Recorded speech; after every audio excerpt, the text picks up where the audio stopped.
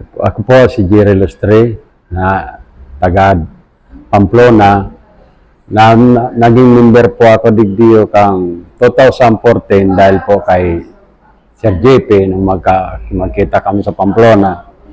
Yun po, tuloy-tuloy na nung maging member po ako, dito na po ako nagdadala ng mga palay na mga lahat na ani ko. Yun po, malaking tulong sa akin ng co-op dahil siyempre mataas ang presyo kaysa dyan sa labas.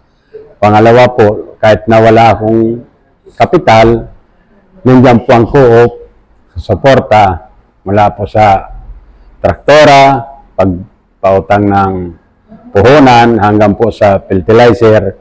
Dito po ako sa co-op kumukuha. Kaya po sa tulong ng Diyos, hanggang po sa tulong ng co-op, patuloy pa rin po ako ngayon na nagsasaka dahil po sa co-op na pagsusuporta. Kaya po, nasasabi ko sa mga hindi member, mag-member na po kayo dahil nandito po sigurado hindi kayo pababayaan ng co-op.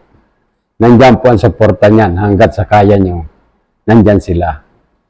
Yan po. Salamat po sa yan lang po siguro may tatawid ko kasi po tagal lang farmers.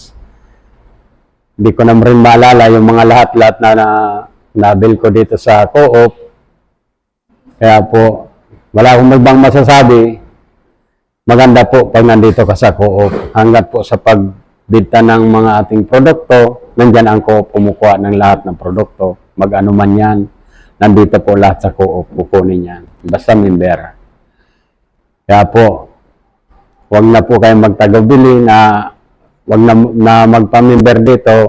Member na agad po dahil sigurado ko sa inyo ang co-op hindi kayo pababayaan.